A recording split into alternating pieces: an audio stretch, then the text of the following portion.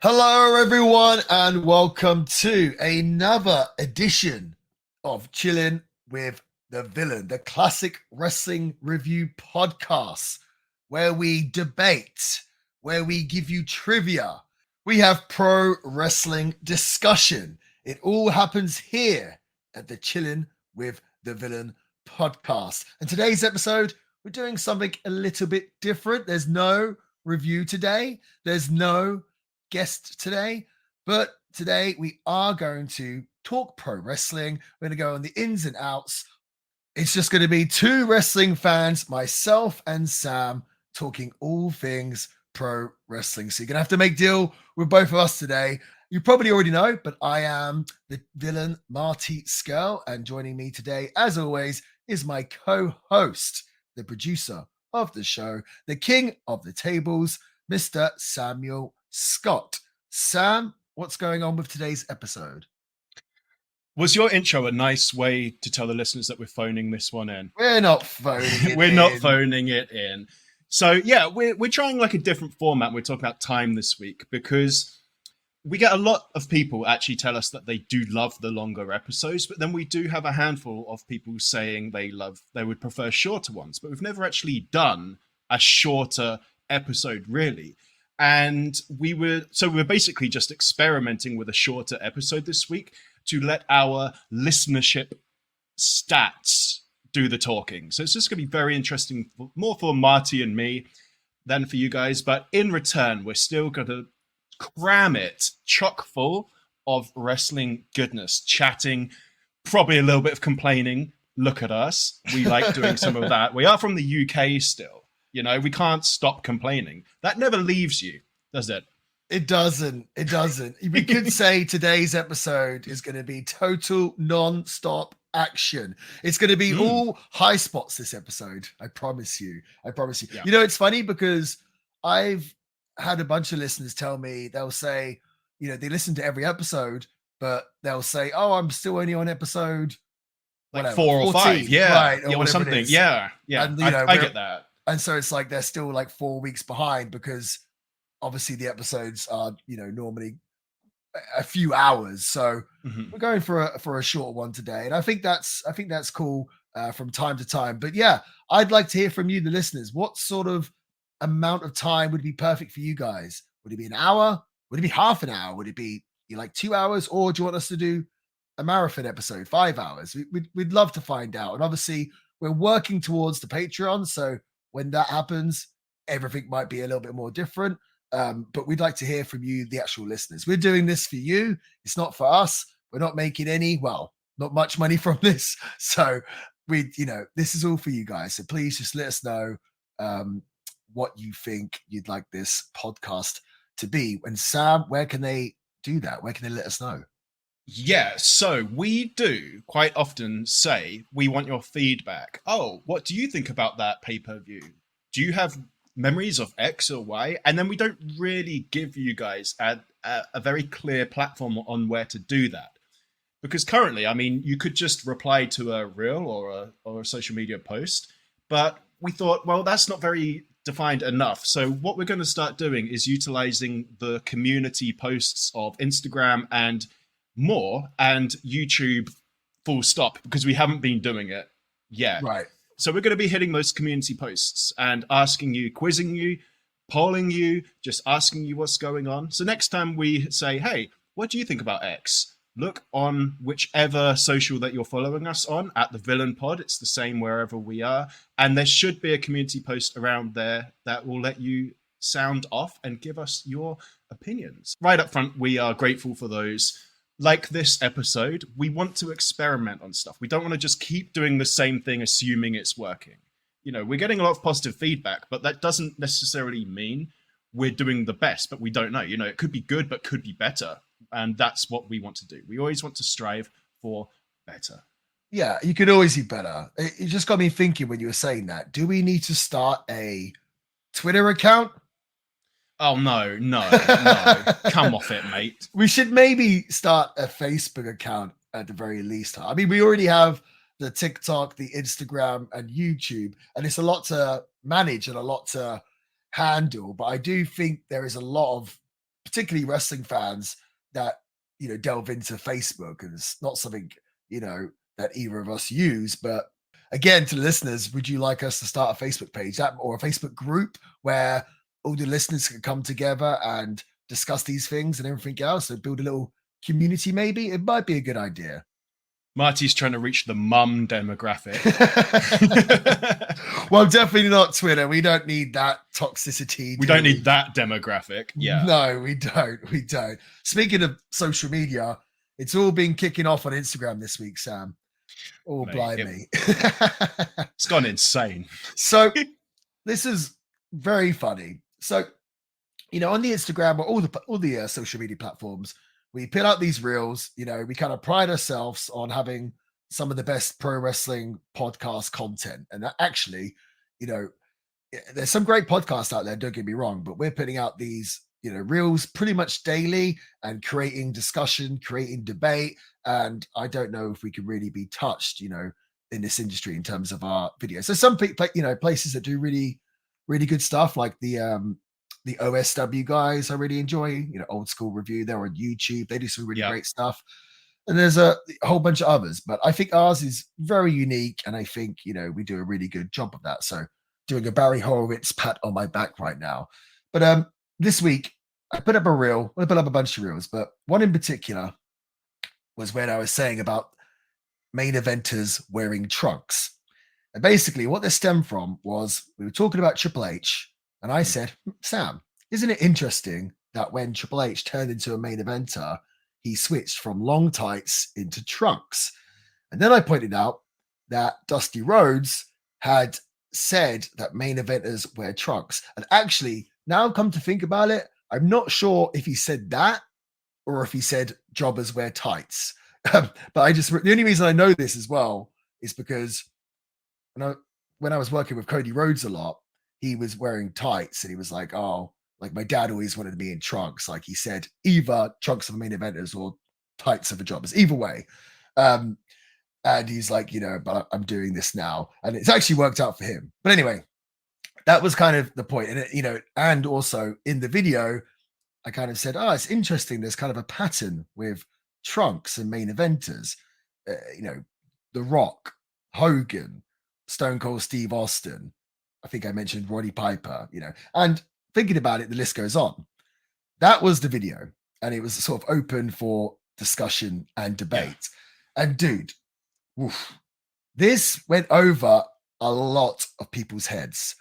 Every single time I look at my phone, I have a notification, which is someone replying saying, Shawn Michaels, Bret the Hitman Hart, John Cena, just like constant, like every few minutes, just hundreds across the different social media platforms of people being like, Edge, gotcha, right?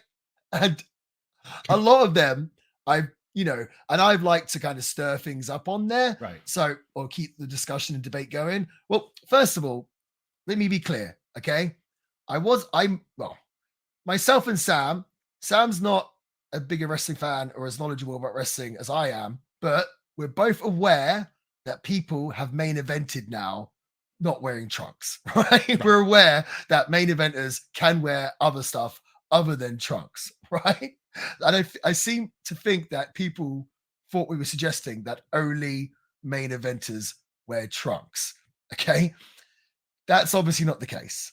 Again, we're saying there's a pattern between main eventers and trunks, and maybe, just maybe, that Dusty Rhodes had a point. And the fact that we brought up Triple H went from tights to trunks, his main event run, and there's also been other people that have done that, like JBL, which we discussed the other week, and The Miz and Jericho. And some people got this, like there was a handful of people that got this, but a lot of people just did not. And like I said, I like to stir things up on the social media. So then when people were saying things like Undertaker, Shawn Michaels, I'd reply saying things like, they ain't true main eventers. And that would really, really wind people up, right? And they'd be like, what, are you joking? Oh, like getting really mad.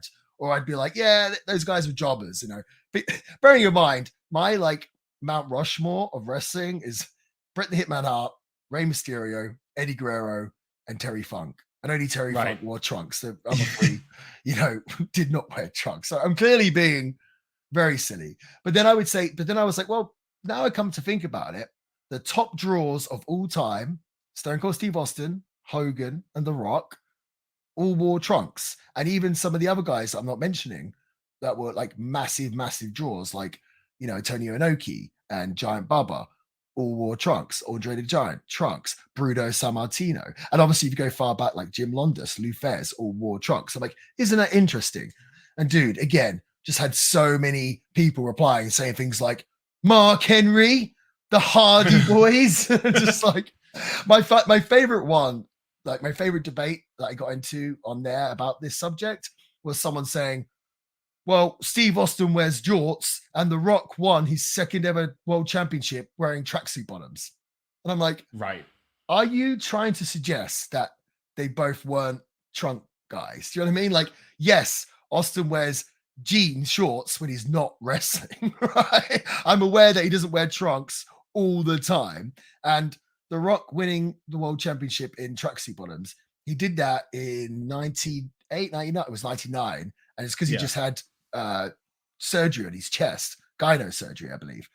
So he was wearing a tracksuit to cover up, the marks. But that I just thought was, hilarious argument. Then I had people saying, no, Triple H was a main eventer before he wore tights. Like he was a main eventer in 98. And I was like, no, he was not. He was a part of DX. And yes, DX were massive and a big part of the show, but he was not considered a main eventer then. And had he main evented episodes of Raw at that point?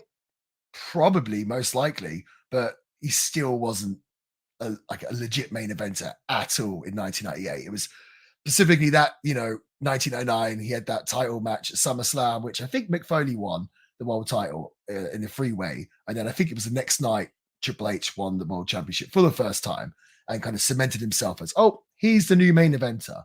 And people got very mad, like, like this is irrelevant, like delete this post and just delete this post, bad take. Yeah, bad take, and just like getting really, really wound up. And then people were like, again, like bad, this is a bad video. And I replied to someone, I said, but it's got, 140,000 views in a couple of days, can't be too bad. And they're like getting so angry. And I assume the people that are commenting on this probably aren't listeners to the show. And that's the thing as well. Like a lot of these videos that we put out on the social media, they go pretty much viral. We've had some videos, a lot of videos that we put out get easily over 100,000 views, and a lot of times way more. In fact, the most popular reel is just a random one of Santino Marella talking about, as when I asked him the question, did anyone ever have a problem selling the Cobra? And I posted about this the other day about how many views it got. I put it on my personal Instagram because I think at the time it will be way more by the time you guys listen to this, but it was like 1.5 million views on Instagram, 950,000 views on YouTube, and then, I don't know, 360,000 views or something on TikTok. So these are getting some pretty, crazy numbers. But the thing with that is it just goes to so many people and everyone's got an opinion. And I always think it's funny a lot of the times on especially on YouTube in particular, but a lot of times on TikTok and sometimes on Instagram, we'll get comments saying things like, it's fake and stuff like that. And these are clearly just like, so these videos, they've gone in the algorithm to like non-wrestling fans. Do you know what I mean? Yeah. Like, which is pretty crazy. That it's like anytime you get a comment like that, you're like, whoa, this video is doing well because it's being pushed hard in the algorithm.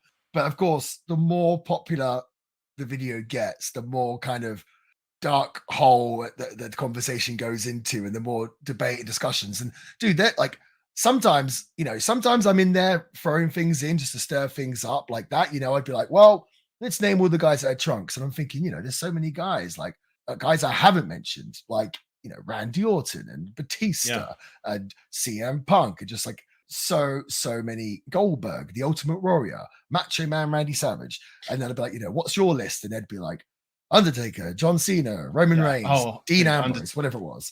And they mainly mentioned Shawn Michaels, Undertaker, and John Cena. But sometimes on there, people will just be arguing back and forth with each other, and I'll just sit back and just enjoy it. But people get really, really horrible to each other, which I don't like. To the point where like they're telling the other person to die or something. It's like, guys, this is a pro wrestling discussion. This is all fun. This is all fun and games. And and people will say, this is my opinion, blah, blah, blah. You're saying it's fact and all this kind of stuff. It's like, whoa. But once again, just so anyone who's listening, the discussion was, Dusty Rhodes said that main eventers wear trunks. Is there any truth to that? We've kind of explored, and we seem to think there's a slight pattern. The statement wasn't main eventers only wear trunks. That's the thing. None of this really matters. That was just amusing. It was a loose correlation that somebody else picked up on that you wanted to bring up, and it's supposed to invite discussion. So we're never going to say stop posting whatever. We want to, and if you want to say HBK, even though 1 million people in your comment above your comment have already said HBK, we don't want to stop that at all. However, just so we're clear, there's a difference between generally and universally.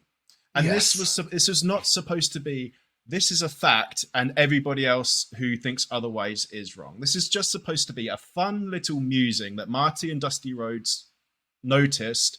Hey, look at this loose correlation. Isn't that fun? Let us know what you think. That's it. Tell the listeners about the Undertaker comment. You've already said about 40% of the comments trying to prove you wrong probably brought up the Undertaker, maybe more. And then we got a pretty recent comment saying, I can't believe the Undertaker has been slept on so hard in this thread. So it's like, read the post. It's like, Undertaker's been mentioned just a few times. Well, it's really funny actually. One of the debates in this whole thing, which I might have started, I think because someone was like, what are you talking about? Like, main eventers wore tights. And just to wind people up, I said, well, you think about it, like the top drawers in wrestling, they all wore trunks. And of course, their argument back was Shawn Michaels. And then it might even be like a small handful, but then people were debating like how much of a draw Shawn Michaels was, and just going back and forth. And one person saying, he's had, 5-star matches and blah, blah, blah. Then another person saying, arguing with them, like, he was one of the worst drawing WWE champions in history. And he's like putting out numbers and this whole entire debate, which I was just reading through. And it's like, this is so funny that they're having this discussion debate just from our silly comment about main eventers wearing trunks.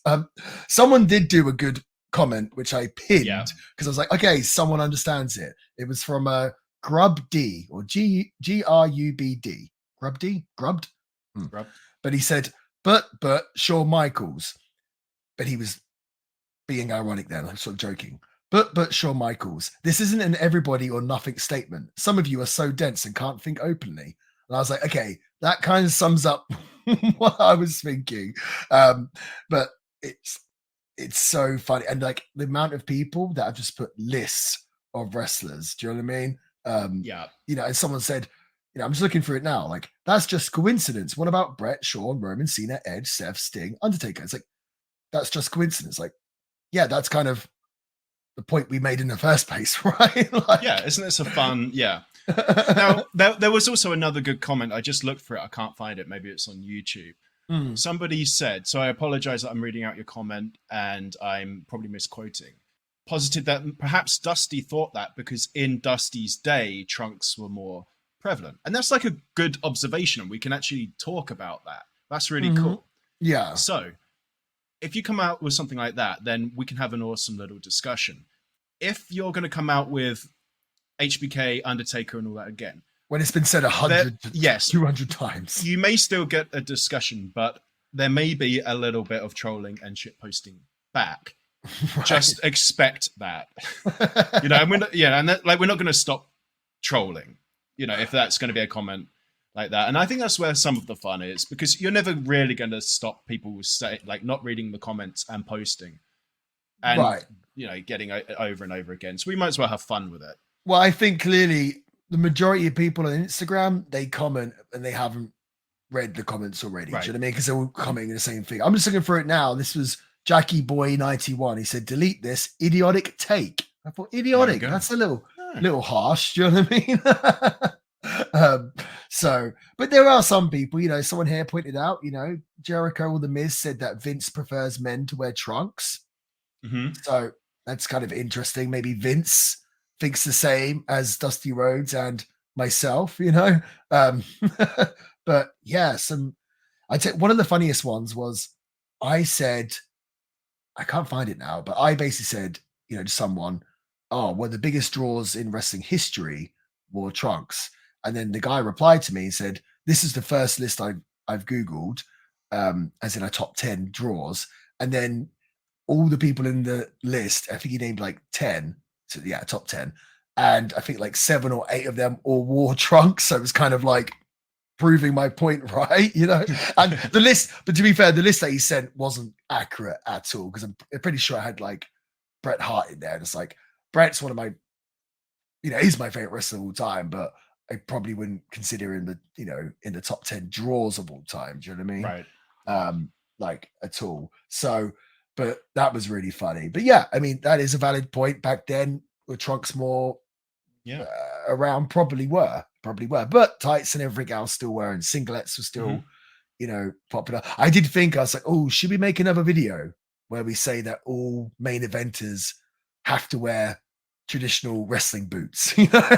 And then we just get so many comments saying Cena once again, and Rob Van Dam, and anyone else that wore kick pads. Yeah, that would have been a good YouTube community quiz, right? Main Right. eventers wear trunks or something else, and if they pick trunks, it just says goes green and goes correct. They wear Right. trunks. Right. All of them wear trunks. But Good stuff. But I enjoy that though. All the discussion. It's supposed to be fun. Yeah, it's fun, and it's supposed to be fun. It is. Just the people that are getting super wound up, I'm like, oh, take a step back, you know. It's just it's just a Instagram reel. Yeah. You know? I just don't understand how people thought that I'm not aware Didn't of know who Shawn Edge is. Michaels. Yeah. Or Seth Rollins or whoever else they mentioned. I was like, yes, I'm aware. Like you're not adding anything to this discussion where you just say Edge, Shawn Michaels. The line that you said that I always just think of in times like this is, you know, so they're so far behind in the race that they think they're winning. And that's what I think when they say Shawn Michaels, gotcha, you know, got him. He's done. But still, good stuff. It's all fun. We get laughs out of it. So we do. You know, another reel that I put up that had a lot of discussion was myself, and you talking about Eddie Guerrero. And the question I asked, I said, you know, is there anyone better in history, sort of bell to bell in the ring than Eddie Guerrero? You know, is there anyone better at the way he moves, his intensity, the way he sells, his offense, just everything in the ring? Like, is there anyone better? Sort of, in my opinion, he's probably bell to bell, one of, if not the greatest of all time. Right. And that caused quite a lot of debate and discussion. And some people I thought was pretty nuts when they're like, no, he wouldn't even be in top 25. And I'm thinking, whoa, you think there's 25 people, 24 other people that can beat him, better than Eddie Guerrero in the ring? But you know, if that's their opinion, that's that's fine. You know what I found really interesting is, so of course we had a lot of people mentioning Shawn Michaels again. We had people mentioning Kurt Angle, a few others, maybe AJ Styles, but the ones that kind of stood out, it was actually quite a handful of people that mentioned Rob Van Dam. And I was like, if you would have said like the most unique wrestler of all time, I'd be like, okay. But I was like, best in the ring, like the stuff I was describing, right. I thought Rob Van Dam, really? I'm surprised so many people thought that. But I mean, he was, you know, I'm not taking anything away from RVD. He was amazing, you know, but I was like, I don't think what I'm discussing he would really take. But RVD was mentioned quite a lot. And also quite a lot of people said Jeff Hardy as well. And that I was kind of surprised at, No. you know, like No. maybe like greatest risk taker of all time. I could see. Are people just naming their favorite wrestlers? That's kind of what I was Right. thinking. I mean, let's have the debate, you know. I mean, acceptable answers in our opinions. I wouldn't say there's probably 25 acceptable answers. What about you? And incidentally, we don't agree with much when it comes to like our top fives, or like, you know, they're never the same top five. I feel like this is one moment where we probably do align pretty closely. It depends. Eddie Guerrero's not my favorite wrestler in the world, but if you're asking like bell to bell proficiency, like technically, yeah, I would say Eddie. Yeah, I mean, actually, a lot of people mentioned Chris Benoit. A lot of people did. Chris Benoit, I would put in the shortlist. A lot of people mentioned Bret Hart, him. perhaps. See, Bret, he's my favorite all time. I feel like Bret's. I mean, it depends what you're considering, because Bret's strength was his psychology and sort of realism, and it's like I don't know if that was considered in this. You know, and Bret did what he did very, very well. And we argued this off of the podcast, right? I brought up Bret, and you were like, actually, I wouldn't put him in that shortlist.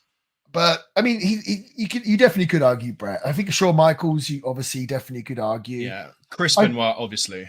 I think you could argue AJ Styles as well.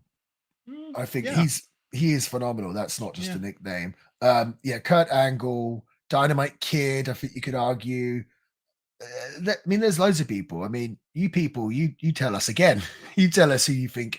I don't know how we'd ask that question though. Like bell to bell in the ring, like proficiency. Do you think perhaps people didn't understand what you're trying to say by bell to bell? Which I guess part of that would be on us if we weren't clear. Maybe. I mean, they're short reels, so it's all out of context, isn't it? Because it's something we said on the podcast, all trimmed up and just put into a little video. There were a couple of debates that I had on this particular subject. And first one's kind of funny. Someone said he'd be in my top 5, but I think it was like, I don't know, Kurt Angle, Randy Orton, Shawn Michaels, and Undertaker are sort of better in the ring than him. And I replied, and I was like, Undertaker better in the ring than Eddie? And again, I'm not taking anything away from Undertaker, but Undertaker strong point is his gimmick. You know what I mean? If you said Undertaker's a better gimmick than Eddie Guerrero, like for sure you can take that. Do you know what I mean? But I was like, in the ring proficiency better than Eddie Guerrero. And this guy replied, I'm not going to name his name in case he doesn't want to be named. He said, well, you know, I'm more into chain wrestling and technical wrestling. So that kind of influenced my decision. I was like, hang on a second. Like, this is guy saying that Undertaker is a better technical wrestler than Eddie Guerrero. And I replied, I said, hang on. I think I said that. I was like, surely if you're, you know, into chain wrestling and technical wrestling or influenced by that, you'd go with Eddie. And he's like, no, Eddie did a lot of high spots. You know, I thought Undertaker was more technical. But to be fair to him, he said, you know, I could see why you would, you know, think otherwise, you know, but this is just my opinion, which is a fair enough opinion. But that was like a first, you know, Undertaker more technical wrestler, technically proficient than Eddie Guerrero. I think like the only thing Undertaker ever did technical is he did the really bad triangle choke in his later years, which I think he called the Hell's Gate, maybe. Yes. I don't know if you count the old school holding someone's arm and climbing the top, you know, walking the rope as technical. But that was really funny. But another comment that actually quite a handful of people made suggested that I was gassing up Eddie Guerrero and he wasn't that good and he's just given all this praise now because he died young. And this one, all the other debates didn't really annoy me, but this one in particular did, because that's just not true. Do you know what I mean? Like, or someone was saying nobody cared about him when he was alive. And I was like, dude, like that is not the case whatsoever. Like, just go back and watch. Even you watch him from his ECW, watch him from his AAA days when he was in the tag team with Art Barr. Like, people cared. In ECW, they cared. In WCW, was he pushed loads? No, but people cared. Do you know what I mean? Yeah. Like, he got a great reaction and people loved watching him and seeing Look at the crowd signs in any pay-per-view that we've covered that has him in. Yes, exactly. That's all you need to do. And like, to say suggest that people didn't care when he was alive. It's like, okay, actually, people cared so much that WWE, which had traditionally only ever put the world title on big guys, went against their rule and put the world championship on Eddie Guerrero. Don't Like, call it a rule.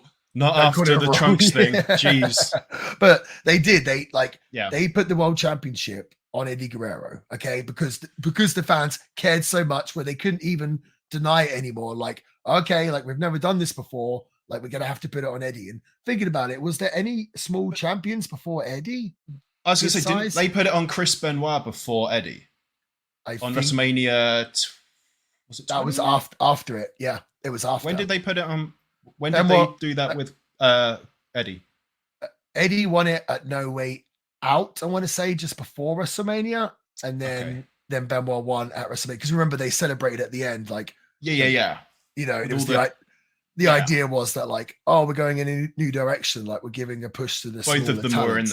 in the ring Right. at the end. So, Yeah. but Eddie won it first, and like Mm. before him, who were the smaller wrestlers that won the world title, like Brett and Shawn, but both of them were still way bigger than Eddie. Like I want to say Eddie was probably my sort of height, and I've never actually met Shawn Michaels, but I've met Bret Hart, obviously, and Bret's a big dude. Do you know what I mean? And he, back in his day, was considered a smaller guy, which is pretty crazy when you think about it. So, but that argument, and I called a few people out on it. I was like, it's an edgy take to have. Do you know what I mean? Yeah. But I think you brought up a good point. It was like, there's been plenty of wrestlers that have died young, and people aren't going on about them all the time still now, are they? Do you know what I mean? Like, Right.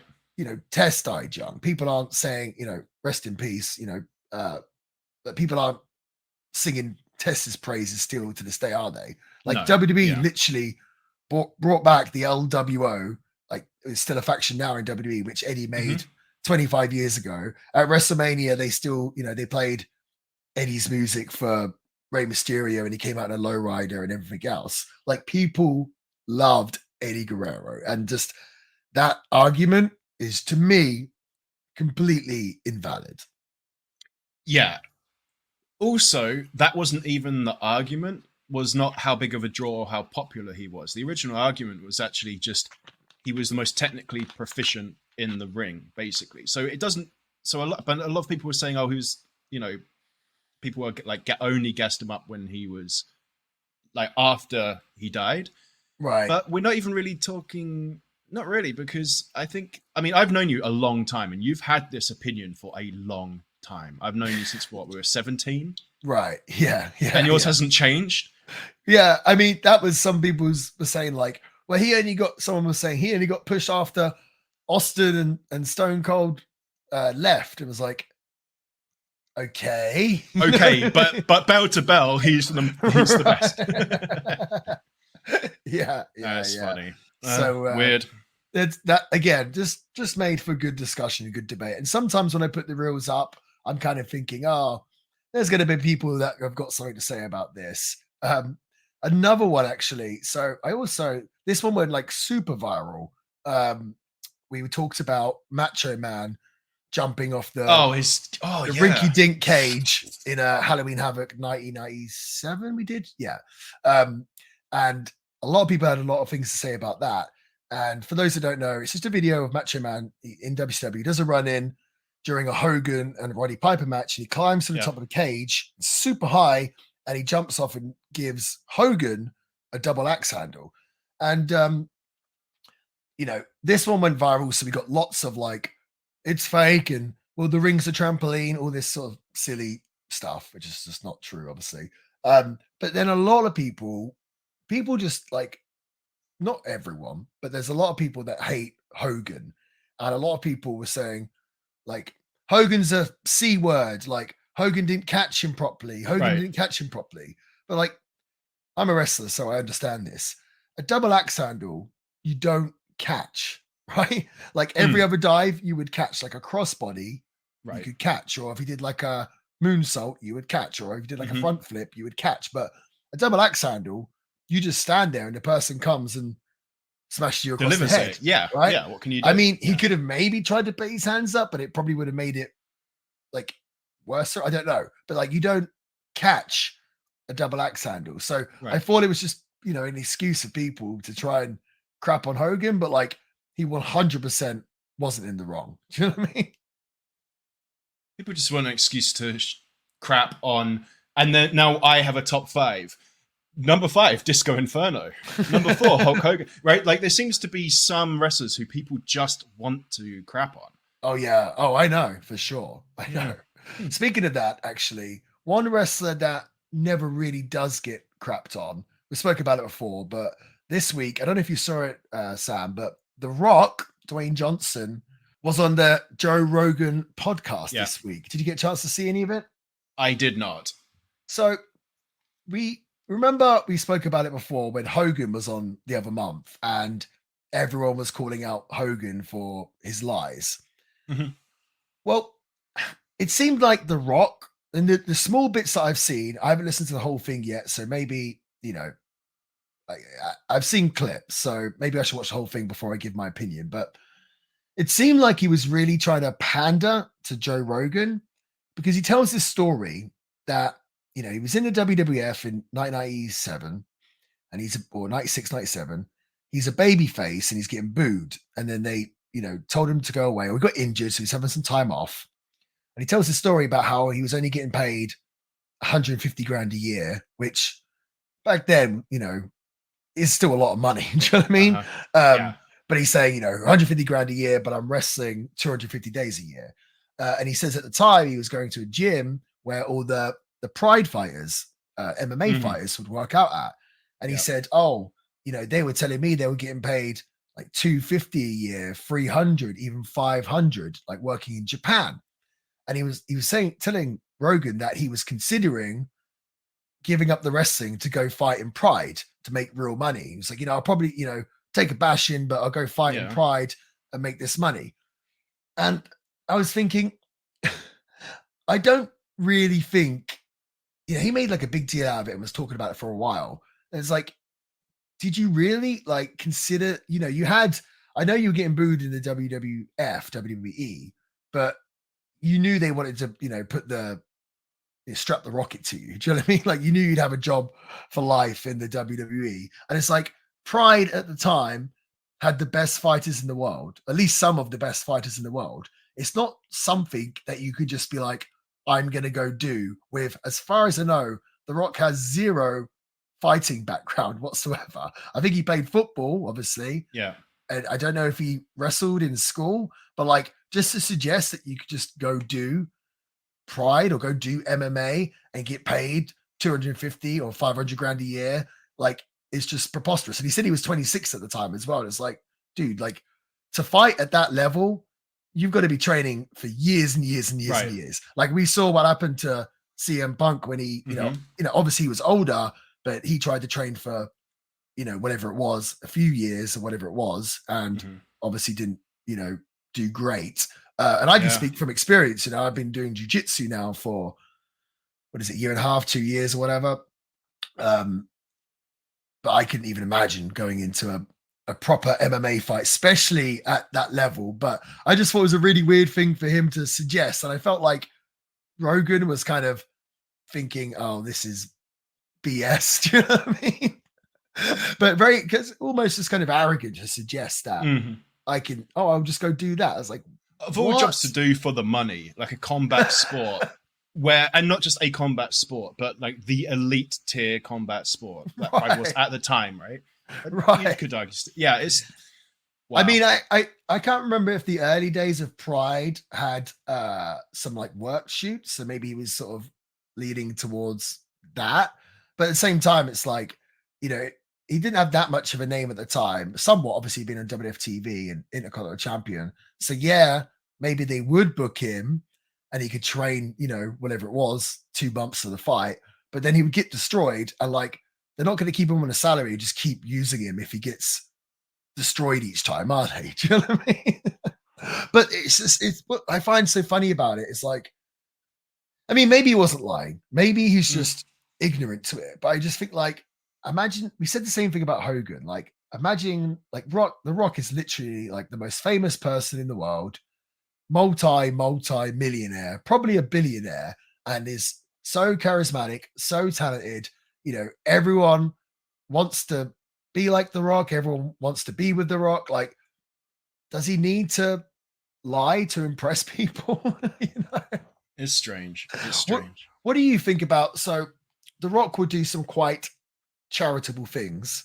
Like he actually bought a car for one of our previous guests, downtown Bruno, Harvey Whipperman, and he's bought like houses for relatives and cars, I think, for either close friends or again his family. And he always has a camera crew there, and they always make a bit of it. Mate. When we had Bruno on, like Mm. that was a question that I had, but I didn't dare ask because he's such a lovely guy and he loves The Rock. But for me, the charitable thing is lovely, but it is an awful coincidence that there's always a camera crew following him around for his Instagram when these things occur. Yeah, I had that exact thought, man. do you need? Well, obviously it's not coincidence. Obviously, it's like we're going to make a thing out of this, and I'd like to get people's thoughts on that because I actually had this argument once on.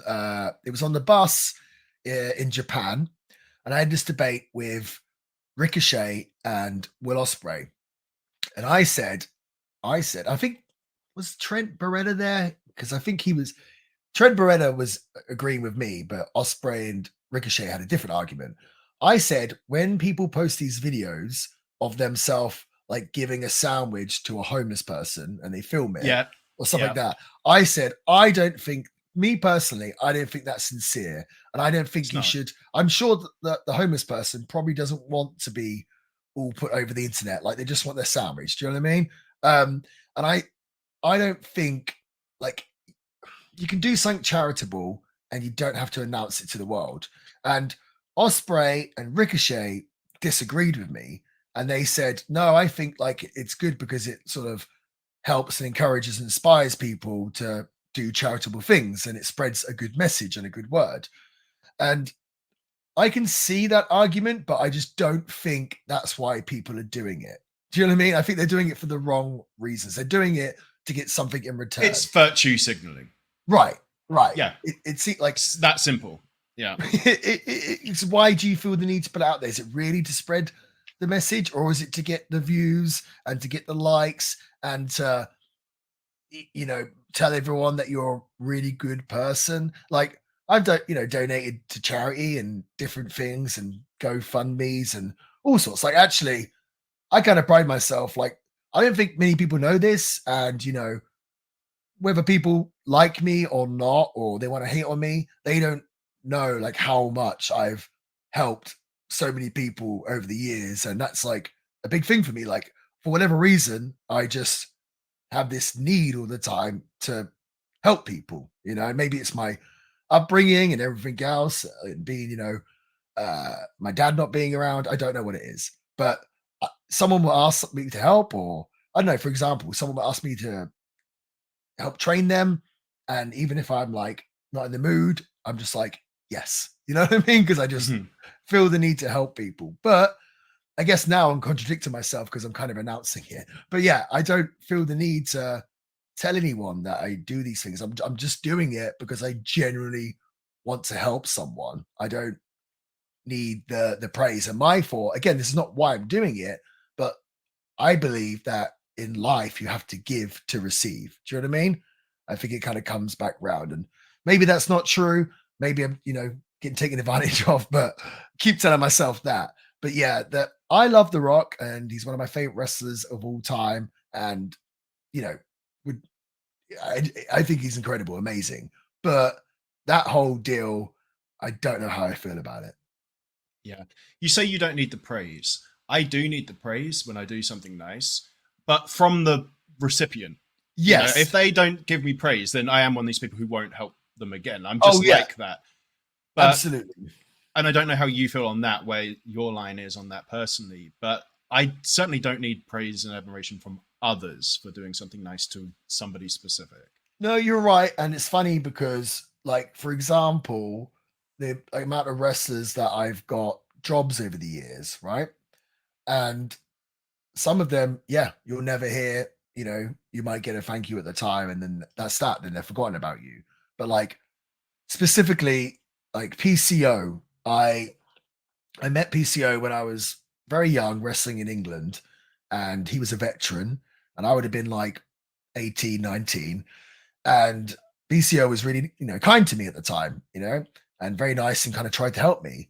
And then fast forward, whatever it was, 10, 15 years, PCO was trying to do a comeback, and I wanted to help him. And, I gave him a job at Ring of Honor.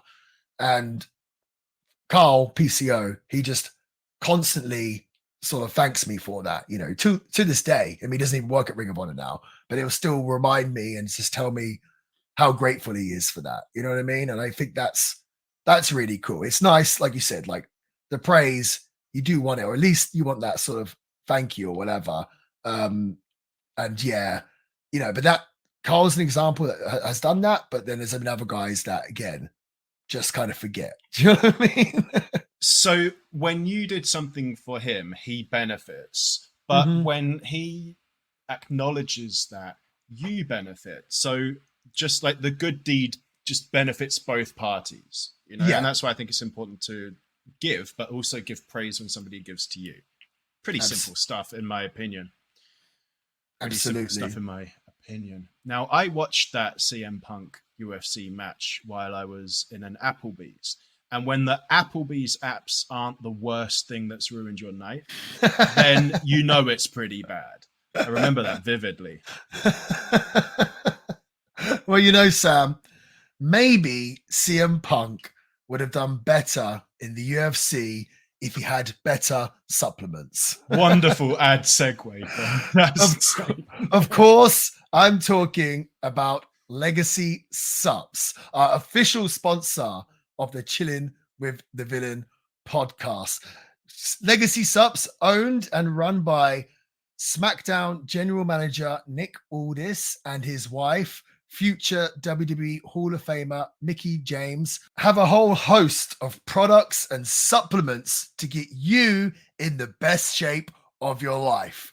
We know that we're hitting the holiday period right now, and you're going to be eating those pigs in blankets. I don't know if the Americans know what they are. They're little sausages wrapped in bacon. It's a British thing.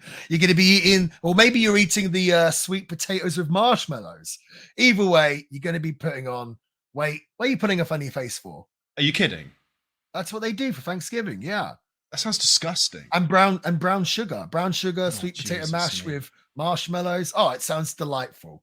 And it is delightful. But the problem is you can't stop eating it. So what do we need to do? We need to get the right supplements. And one of my favorite supplements at legacysups.com is the X Lean 5 Fat Burner. This formula comprises 5 key thermogenic and lipogenic ingredients to target fat cells combined with an energy and focus blend. Get the most out of your workouts and take full advantage of all the benefits this blend has to offer when combined with a calorie-restricted diet and high-intensity exercise regime. Are you having trouble sleeping, maybe? You always feel like you're tired? Well, it's time to try Recovery PM and see why thousands of customers have already tried it and keep coming back for more.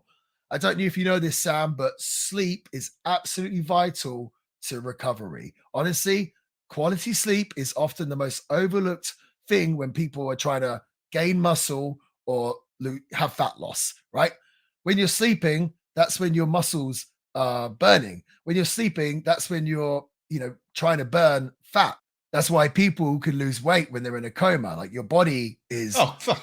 Yeah, totally. What a lovely image for our to do in the ad.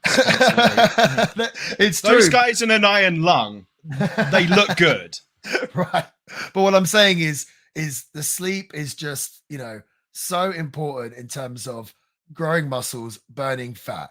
So if you're having trouble sleeping, you can change that by adding Recovery PM to your nightly routine. So here's the thing, Sam. Most over-the-counter sleep aids are just melatonin. The problem with that is that you just can't relax and, fall asleep in the first place. That melatonin is just going to make you cranky. Recovery PM is a professional blend of 9 clinically proven natural sleep aids and tranquilizers plus magnesium. So you're going to relax first, then experience deep sleep and wake up refreshed and ready to attack the day. All sounds pretty good so far, huh, Sam? Get better sleep and burn fat. Yeah, I'm sure we'd all like both those things. So stop waiting. Level up now at legacysups.com. And guess what? You can use the promo code VILLAIN, that's VILLAIN, for 10% discount and support this show at the same time because we get a little kickback as it is. But yeah, you get yourself 10% off just for being a listener of Chilling with the Villain. That's legacysups.com, LEGACYSUPPS.com. Level up with Legacy. I would just like to add that neither Legacy Sups nor Chilling with the Villain advocates being in a coma as a suitable weight loss strategy. I was just trying to explain that you burn fat when you're laying down. Well, wouldn't that be like, what's the phrase? Like atrophy, like muscle atrophy? I don't know. I don't know. Did you see any of the AEW pay-per-view this weekend? No, but isn't it annoying how the moment we stop recording, stuff happens? Like the moment we stopped recording last time, Will Ospreay, like Ronda Rousey moves to like ROH, Will Ospreay crops up, AEW. Like, why does that always happen? What do you reckon's going to happen the moment we stop recording this one? God forbid, I do not know. I do not know. But yeah, you did raise a good point. Will Ospreay is now all elite, which is obviously great for all elite wrestling. I guess the debate there was, should he have signed with WWE or AEW? Right. And I'm assuming that he signed with AEW because it's going to be a lot easier on him in terms of the schedule. I think with AEW, you could probably still even live in the UK still, and they'll fly him in when they need him. Whereas WWE probably would be on the road sort of constantly. I think I would have quite liked to have seen him in WWE just because we actually have already seen Will in AEW. He's done stuff with them, like sort of through New Japan. And I just think like when Cody went to WWE, it was really exciting for everyone to see sort of how WWE would present him and how the audience would react. And, it's a really big deal. So I would have liked to seen Will in that scenario as well. But, we don't know how long he's signed with AEW for. So I think Will is still like 30. So he could be at AEW for 3 years and then always get that WWE run should he want to. The one thing I will say is I've seen Will like dress up to the nines quite a few times. And, he looks like, when he does that, he looks like a superstar. I've seen him wear like a three-piece suit and he's clearly gone for like the sort of Conor McGregor style, and I actually felt like that really worked for Will. And maybe AEW didn't do this because he has been on the show before, but in my head, I was like, okay, so Ospreay's gimmick is like the best wrestler in the world. Okay. I would try and present that like the biggest thing in the world, right? I would have had Ospreay in like a 3-piece Versace suit, big gold watch, jewelry, like, blinged out with jewelry, cool sunglasses. I mean, he could wear a fur coat over the top of it as well, whatever, right? And I would have had him come in like a helicopter. Do you know what I mean? Or like you see on the screen, you see the helicopter, maybe you just see the feet come out. And then I would have also had him like with an entourage or like a posse, or even security guards maybe there as well. Just to, we treat this like, whoa, this is a big, big superstar. This is the best wrestler in the world, Will Ospreay. And I guess they didn't just because he's been on the show before, but I think that's how I'd present him now that he's their own talent. And the way he could make it out is like, well, now he's signed with AEW, he's got even more money, he's an even bigger star. Just like they can put their stamp, like this is our presentation on Will Ospreay, and I think I'd like to see that more in AEW. Like when they get talents in, they get, I don't know. Well, maybe they do this already, but it seems like a lot of guys that come in, they do the same thing. Their presentation is the same, what they were doing before. What they were doing. Yeah, totally. Yeah, even on the indies or, in New Japan or even WWE. But I'd like, they get a talent, they'd be like, okay, you've been presented that way before. We want to present you this way. And that was always my favorite thing when guys like jumped from WCW to WWE was Yeah. WWE, or even back in the day, when WWE had OVW, or it was signed an indie wrestler, it was always like, oh, like, what gimmick do you think they're going to give you? Like, I remember when Fergal Devitt, Finn Balor, got signed to WWE. We were like, I remember me discussing with him, like, what gimmick do you think they're going to give you? Like, we were thinking they were going to go for like a lock, stock, smoke barrels or snatch type gimmick and all this stuff, but that was kind of where they started transitioning into like, oh no, you're just going to kind of be yourself. But it was always fun to see, Cactus Jack get signed by the WWF and then they turn him into Mankind. You know what I mean? Yeah. Or I feel like WWE are the best at doing that, and they did it to a much lesser extent than what you said they should have done with Will for AEW to Jade when they did that when she came over to WWE. I feel like they did a good job. They did an amazing job. Yeah, They made Jade Cargill out to be a massive superstar, and as long as nothing goes wrong, I could see the way they're presenting her and the way that she just looks and the way she carries herself and her charisma. I could see Jade like being like the biggest star of all time. Certainly the biggest female star of all time. But at this rate, she could end up being like the next Dwayne Johnson.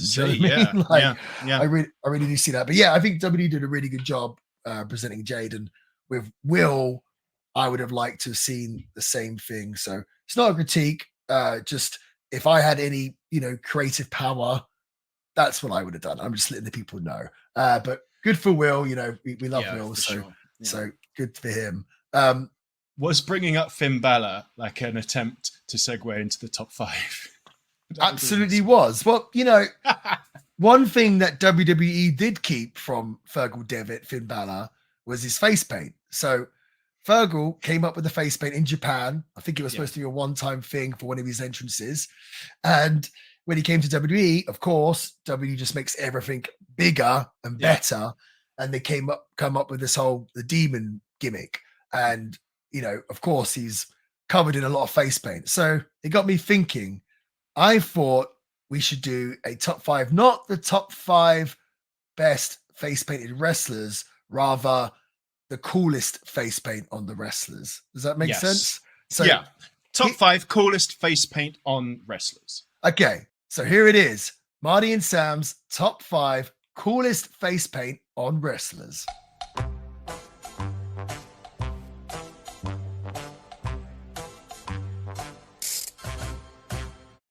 I'm just going to go from the start here. This was really difficult for me because when I was writing down all the wrestlers that I like with face paint, apparently it's a lot. So apparently I really enjoy wrestlers that wear face paint. But at the same time, this is supposed to be like the coolest looking face paint. I did the same as you. I realized I had so many honorable mentions. I was like, I can't do this. I just had to. I don't really like doing honorable mentions because I kind of feel like it defeats the purpose of the top 5. It does, yeah. Unless we start doing top 10s and then, I don't know. Maybe where does it end? Yeah, exactly. Yeah. Where does it end? Do you want to go? I feel like a top 5 list is more difficult to put together than a top 10. Do you? I agree. I agree. Yeah. I've missed out so many on my list, like so many that I want to mention. So me too. Do you want to go first this week?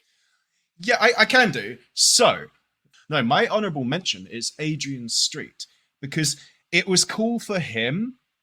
Like, I wouldn't want to wear it, obviously, or that. Like, it's not like cool. Like, oh, I'd want to put this on my face, which all of the other ones are. Like, I'd think, oh, I'd be so cool if I had that. His wasn't, but for him specifically, it was cool. So not enough of he doesn't hit the criteria to get in the top 5, but he is honorable mention criteria in my opinion. I wanted to put Adrian Street in my list, but the more I kind of thought about it, I was like, it's more kind of it's more leaning towards makeup than face paint, if that makes sense. It is face paint that he's using, but it's kind of it's to me it's like it's still kind of it's not face paint like it was not like a logo like the Ultimate Warriors or no. All right. Stings or something. I get that. It's more to try and be kind of like makeup, I thought. So I wanted to put him in, but I was like, oh, it kind of gets some points deducted because of that, I think that's fair. You also might not agree with or like my number 4 then. But number 5 is Asuka. However, I don't like all of hers. But there's one in particular, I can't remember where it's from, where it was white and she has like the blue like flames or like lightning strikes. Do you know the one I mean? And she has like these very, very dark orange contact lenses and she just looks insane like a demon. That one in particular, I think is cool as hell. So number 5, Asuka. I didn't even think of Asuka. That's great. Yeah. Number 4 is Luna. Her black... she has veins inside of her head and they're black. And why I've put her in there is they don't cover her face. Do you want to call it face paint? That's up for debate. But it literally looks like she has black blood going through her veins. So for the coolness of the application, I have her in there. Yeah, is that controversial to you, or do you agree with that? No, because I think the big part of, when I say like coolest face paint, I think what I mean is like how kind of important and how like much of an impression it left on you. And I remember seeing like Luna as a kid with that and like thinking it's real. Yeah. And like it kind of freaked me out. I was kind of like scared by it. Do you know what I mean? It left a big impression on me. So it definitely, she looked so different without that, which is funny because it's not like her whole face is painted, but it just added so much to her character, so. Number 3, what I'm doing might annoy some people and it might annoy you because I've got Papa Shango, okay, which is a good answer in my opinion. Because when I was a kid, I was like, oh, this guy literally is a voodoo priest guy. This is legit and it's scary and it's spooky. What's going to annoy people is I would also accept like Kamala and Vampiro, who are like the same thing. They're like a less good version of a full skull effect. So I just wanted to throw out some alternatives. But for me, if you're like, who does the best skull face? It's Papa Shango. You're throwing out these alternatives and ruining my list. Stick to your list. Yeah, don't just name every masked wrestler because I've got a list to do. Whoops. Still. All right, then. Number 2, I've got the Ultimate Warrior. And I had an alternative who you could probably guess, and I'm not going to mention who they are. Yeah, I've got the Ultimate Warrior. So he was my favorite wrestler when I was a kid, like when I was small. I just thought he was insane. Let's ignore the fact that he doesn't look as cool when he actually gets into the ring because he ran so fast and like waving his arms when he comes down from the ramp to get to the ring that by the time he's actually in the ring, it's all like worn off and it's all just dripping down his face and it looks terrible. Ignore that. Look at the promotional material of him. It's awesome. It's funny because he looks so like that helped him so much because he looks so different without the face paint. He does. Yeah, he does. Did you see this week? Sorry, cut you off. This week, it was all over the internet. Gunther, formerly Walter, did an interview and he said that Ultimate Warrior was just a showman and everything else. It's kind of a little bit controversial, I think. I kind of agree. Well, he was right, but he was like, he's not a wrestler. I think he said they were the dark times when Ultimate Warrior was on top. I thought, as a kid, Ultimate Warrior was cool because he could lift people straight up above his head. Yeah. Now, whether you decide that is, and you're the pro wrestler, you tell me. To me, that's a degree of showmanship more than it is of like being a wrestler. Does that make sense? So in that regard, with that and the face paint, they're the two things that drew me to him as a kid. I can agree with his statement. Yeah. Certainly. I also wouldn't discount him as not being a real wrestler. Yeah. No. I mean, I loved Ultimate Warrior when I was a kid. So, yeah. But to me, he was a showman first and wrestler second. Yeah. So I agree with him from that standpoint. Yep. Yeah. Number 1, I have a callback from an earlier episode. Was his name Hakushi or what was his name? Jinsei Shinzaki. I think that's how you say it. Yeah. Jinsei Shinzaki. Hakushi. Yeah, we've already said on an earlier episode, we've already been gushing about this guy's face paint. And it goes all the way down to his chest. He's got like classic Japanese calligraphy, I don't know the word for it, all over his face and chest. Now, I'm not going to be ruining your list when I say an alternative. You remember Prince Albert? I can't remember what he called himself. Oh, Tenzai. Yeah, he did a terrible version of that. Yes, yeah. If you want the legit version, yes, it did. And it was just like a little strip. If you want to see the real version of that looks, in my opinion, it's the coolest. But this one wouldn't work on me. Like, for the character, all the rest that I thought, yeah, I'd like to do that. That's cool. This one, it wouldn't work on me. This is just so like closely associated to the guy. Hakushi, his calligraphy face paint's awesome. Must have taken him forever. Well, there we go. I thought about Hakushi as well. And I think the reason why that sticks out is when you first saw it as a kid, like you thought, are these tattoos? Do you know what I mean? You couldn't even really tell that it was face paint. So yeah, Gotcha. definitely. I I don't know think how that's we a did good. that. I think that's like Luna. When I was a kid, I thought, "Oh, is Yeah. that a tattoo or is it real?" I didn't actually think. And the fact that it is face paint, I think, is like a plus. Like speaks to the credit of that. I'm Absolutely. surprised that you didn't say to me, "I'm surprised Gold Dust isn't on your list." Oh, I am surprised Gold Dust not on your list. Well, I love Gold Dust. He's probably my favorite wrestler and IRS, but I wouldn't like want that. Like it's good for him, but I don't think it's a cool face paint. So same with Stardust. That's why they're not on there. Let's hear yours, man. Okay, so there's so many honorable mentions, which I guess I should just mention now because you've said a few in my list. Of course, Bull Nakano. If you want to see my take on Bull Nakano, go on my Instagram account. Very popular post for Halloween this year. I dressed up as Bull Nakano, and I think that's a big thing with face paint. For me, I teach a lot of wrestlers about character, and I always say to them, like, yeah, try and come up with a character that could be easily, someone could dress up as you easily. Do you know what I mean? Like if I said to you, Sam, go dress up as Mankind, or go dress up as the Ultimate Warrior, or as Macho Man or Hogan, whatever, Stone Cold Steve Austin, you could go do it really easily. You would know from like memory what to get to approximate. Right, that. but like easy peasy. But also you could put stuff on when I see you, I'd be like, I know who it is straight away, right? I completely ballsed up the Hulk Hogan one though, the Hollywood Hogan one. True. But outside of that, I totally get what you mean. Right, but then when you say like, I don't know, if I said go dress up as Dean Malenko, and it might be more difficult to tell who you were. And I'm not saying I love Dean Malenko, by the way, one of my favorite wrestlers. But in terms of character, that's kind of the way I look at it. But is that like that Mickey Mouse theory thing? Like the kind of everyone knows like when they see like the two ears and the thing, silhouette, they know Mickey Mouse, like a silhouette thing. It's almost the same as that. Yeah, exactly. Same concept. Okay.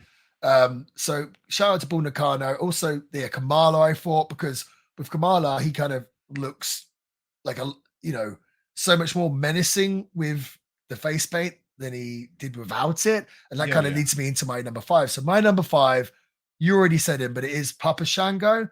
And the reason why Papa Shango made my list, when there's loads of people, because spoiler alert, like I haven't put Sting on here, who obviously is worth a mention, who deserves a mention. Demolition, of course.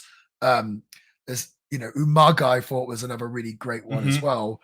But the reason why Papa Shango is on the list is when the WWE saw him, Vince was very interested because he was a big, agile guy, but his complaint was that he had too much of a baby face. Like he had a really young looking face. So they wanted to cover the face up, which is what, they ended up coming up with the Papa Shango gimmick. So it was literally a case of, they were like, we need to put face paint on this guy, which, and obviously need a reason for face paint. So they came up with this whole gimmick just based on the face paint, and it, took away his baby face look. So I thought that was really interesting. And of course, I'm just a big fan of Papa Shango. He's been on my top 5 before, but he looks so menacing and just so different with the face paint. So that gains extra points. My number 4 is, you mentioned him as well. You spoiled mine, Vampiro. And this is more just, I always just thought it was the coolest looking face paint. Do you know what I mean? Like his face is like a skull, essentially, I guess you would explain it. And I remember, when he first came to WCW, just being like, whoa, like he's so cool. And it's someone that you can just like, people are instantly going to say he's cool, even if they don't like the wrestling or they're not even seen him wrestle, if that makes sense. Just presentation with wrestling, it's not everything, but it's a very big part of it. Do you know what I mean? So you might as well work your hardest to make your presentation as good as possible, because first impressions are everything. And you see someone like Vampiro, I feel like you think, yeah, I want to see that guy wrestle. Do you know what I mean? Like if it's just guys in trunks, then you're just like, oh, but something like that, you're like, whoa. If, again, going back to these sort of philosophies, like if there's a kid at Walmart, he's going to buy a wrestling figure, who's he going to buy? Is he going to buy, the Ultimate Warrior and Vampiro, or is he going to buy, bless him, like Steve Blackman, one of our favorites? Do you know what I mean? They're going to go for those right characters, So Vampiro is my number 4.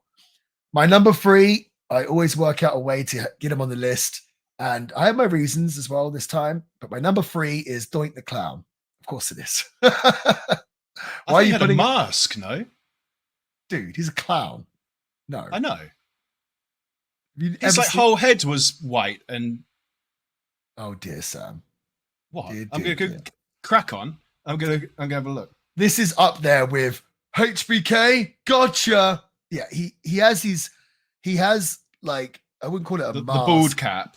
a bald cap with the wig on top of it, but his face is all, of course, face painted. He did not wear a mask, Sam. But I'm gonna make a community post. oh dear. Doink the clown wore a mask or face paint and be like, Oh, correct, dear, it was a Sam. mask. Just watch me. Oh, dear. Honestly, This is what- I'm looking at him and I'm actually not sure if I still am kind of leaning on it's a mask. Must be. I know you study him and you love him. there's no It's like a study. mask to me. There's man. no studying to do. He wears face paint. He's a freaking clown, you numpty. His face is all painted. How can you not understand? Okay, this? no. What do you mean? No. Yes. Jesus Christ, Sam. Oh dear. You're embarrassing me. Okay, Well, this just speaks volumes to how good Doink the Clown's face paint look was. You at have the people- bottom on that screen. Like, there's literally something pulled over his head. No, Yeah, that do you is. see that? Yeah, it's like a bald cap. It's essentially like an open mask, but it's just to hold the wig. But his whole face is face paint. Ah, okay. Yeah, like Watch a Okay. Doink the Clown. If you've ever seen a Doink the Clown match, you'll see his face paint start to come off.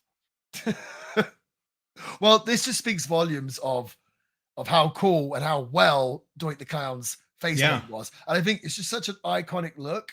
And it was done so well to the point where multiple people could play the character Doink. That's how Mhm. good, how much he disguised like the real person. So I think it gets like so many more extra points for that. Do you know what I mean? And I could put that on now and you just be like, oh, it's Doink. Do you know what I mean? So, and of course, it's a clown.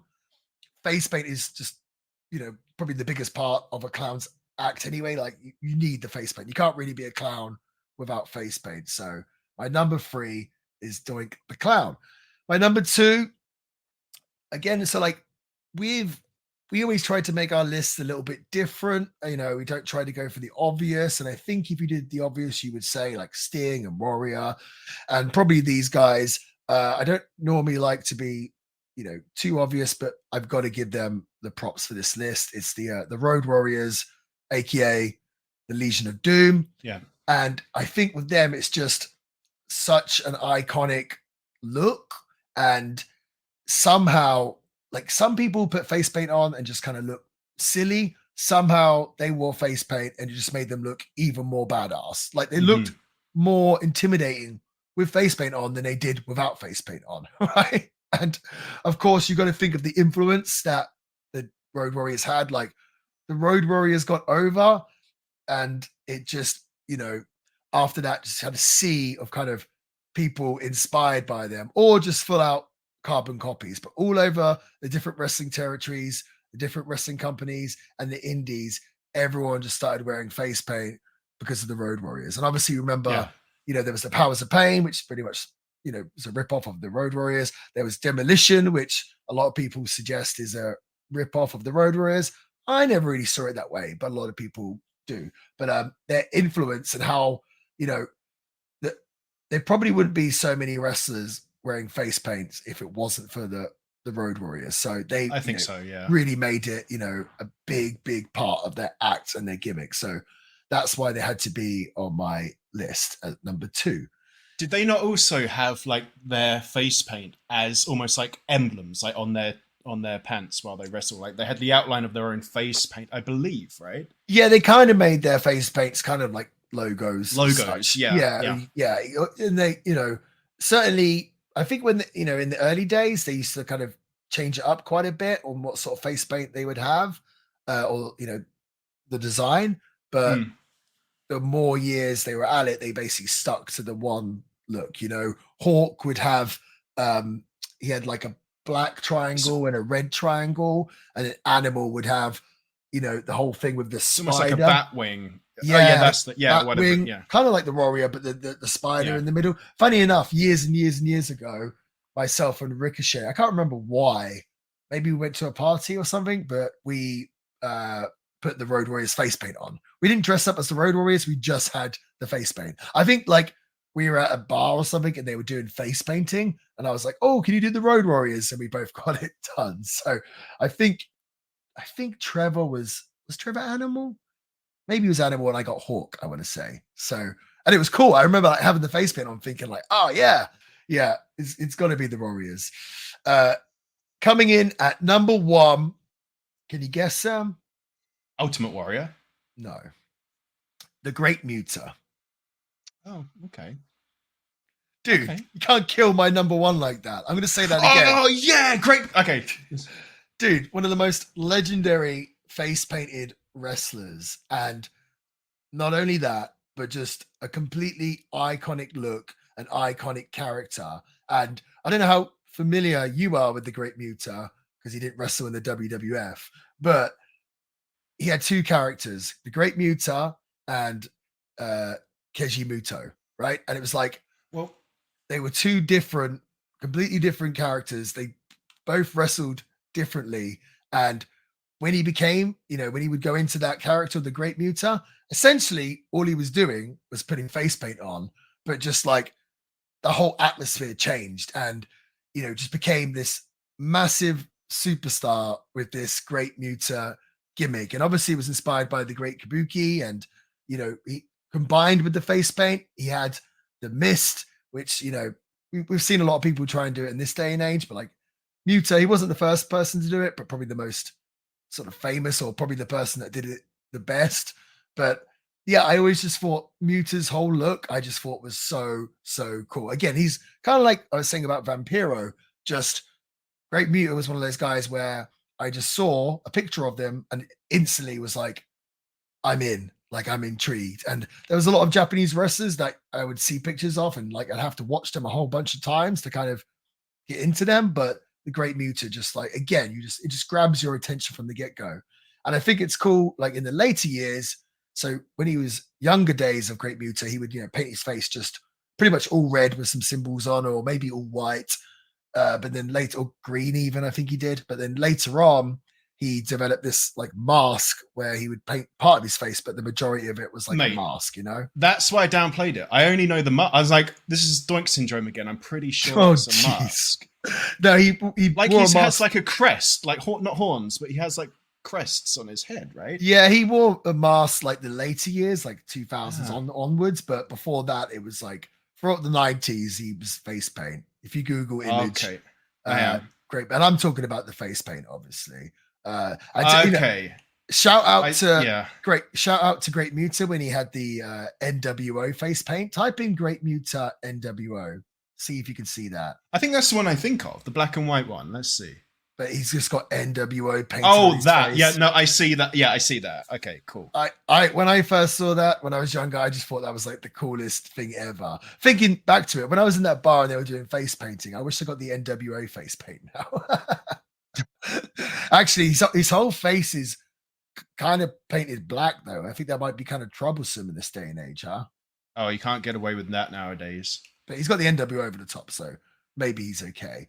But yeah, I think the reason why it's so important with Great Muta is because, like I said, he would apply the face paint and it would just, it would change the whole entire gimmick. And no one's ever really done that. Like people have done like a couple of gimmicks. And I guess this is where, Finn Balor got inspired to do the demon. Like it's like a different gimmick, but like Great Muta was the first person to do it. And he did it best, in my opinion. So yeah. So this is the one that I remembered, which is clearly is a mask. But I have looked at his like more kabuki one from like, that's pretty cool. That's pretty awesome. Yeah, it's more just like the mystique that he had with it. Like he didn't just wear the face paint, like just the way he walked and the way he moved, but combined with the face paint, just made for this like, just incredible character that you can't take your eyes off. Do you know what I mean? I just like, that's what I love about pro wrestling. Do you know what I mean? Like it's a crucial piece to the puzzle to like complete the puzzle. Right, exactly. Yeah. And it's like, if you just want to see 2 guys in trunks fighting, like you'll watch UFC. Like we watch pro wrestling for stuff like this. Do you know what I mean? We want to see these real life superheroes and characters, Yeah, I agree. If you want to see 2 people in trunks wrestling, or leggings, or jeans, or jorts. We get it, right? We get it. We do. Yeah. No, that's a good list. I actually am glad. Yeah, I've never seen that before. That might annoy some people. Like, oh, you've never seen. Well, you've learned Great something Mutas. today. Yeah, but I've learned something. Yeah, which is cool. Neither of us mentioned Sting, and I just think it just doesn't need to be said, does it? Well, my alternative to Ultimate Warrior was classic Sting, like Surfer Sting, because they were in a tag team, right? And they had very similar face paints as well. Sting and who? Sorry, Ultimate Warrior. Yes, yeah. But Yeah. like, I think it was a very short period when they first started out. I think they were both just bodybuilders, and they, trained in LA. And then I want to say Rick Bassman kind of got them together, and they basically were, we talked about earlier, they were Road Warriors, like ripoffs. Do you know what I mean? Like they tried to make them that. And big face painted brutes. Right. They tried to make them a tag team, make them like the Road Warriors, and then they end up inevitably separating, but both kept the face paint, and then both became massive superstars in different companies. It's actually really fascinating when you think about it, how things worked out, So yeah, Sting, of course, he's definitely one of the best face painted wrestlers, but I'm assuming you prefer Surfer Sting to Crow Sting? I do, yeah. I think the impact is greater. I don't think that's even debatable. That Crow Sting for him was better, right? Like that, he's iconic now. For me, for looks, for aesthetic, classic like Surfer Sting. I just think it's cool. Well, it's funny because I think he actually probably drew more money as Crow Sting, because that first initial Crow Sting run, let's say for 18 months or so, it was like one of the hottest things in pro wrestling, and they drew that crazy pay-per-view number when he finally wrestled Hogan. They main evented, and they did something like over 700,000 buys for a WCW pay-per-view in 98 or something.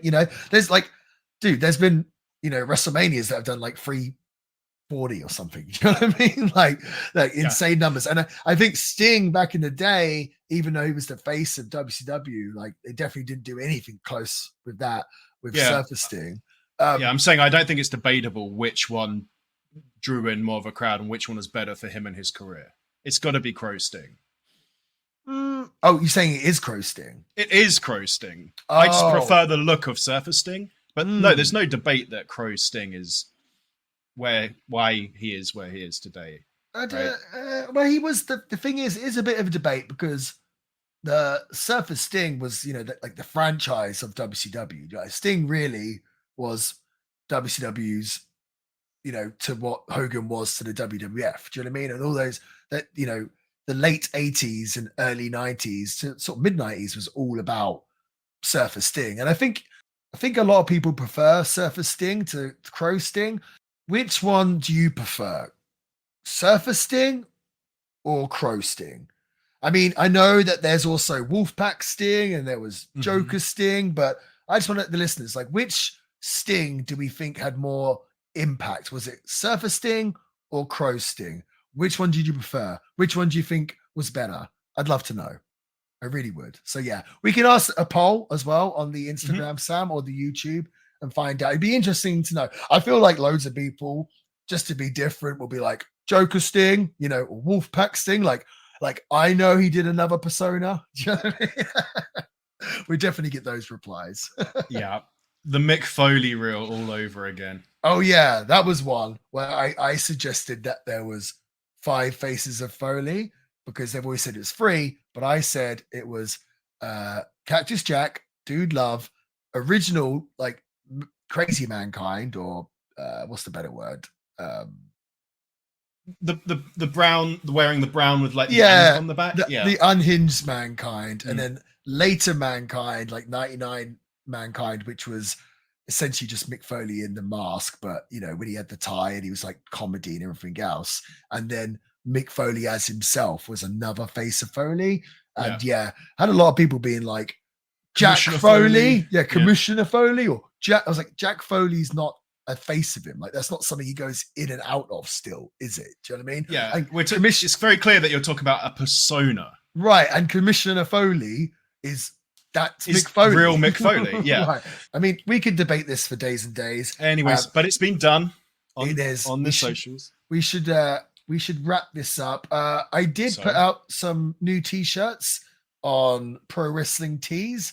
We have Villains Never Die, which is the line from my AAA vignette that I put up on social media, and people seem to really enjoy. So I got this really cool t-shirt with a plague doctor and all this cool artwork, and it's been really popular and selling really well. So you can pick that up, and you can also pick up a Viva El Villano t-shirt if you speak Spanish. And now I wrestling a lot in Mexico, so thought, we'll say "Long live the villain" in Spanish. I'm spelling out for you, but put those two t-shirts up at prowrestlingtees.com/Marty Scale if you want to support the show, or more importantly, support me. Get yourself over to prowrestlingtees.com/Marty Scale, and we're working on a Chillin' with the Villain Pro Wrestling Tees store. But first of all, again, to listeners, we want to know: are you even interested? Would you like some Chilling with the Villain merchandise? And if you are, let us know and we'll get on that and make some. Like, I'd like it, but at the end of the day, this podcast is not for me, it's not for Sam, it's for you. So let us know. And yeah, follow us on social media if you don't, on the YouTube, the Instagram, and TikTok at The Villain Pod. And I think that pretty much covers everything. I think that is it. Thank you very much, guys. Let us know whatever is on your mind that will tie into whatever community posts we end up doing. And apart from that, have a good week. Till next week.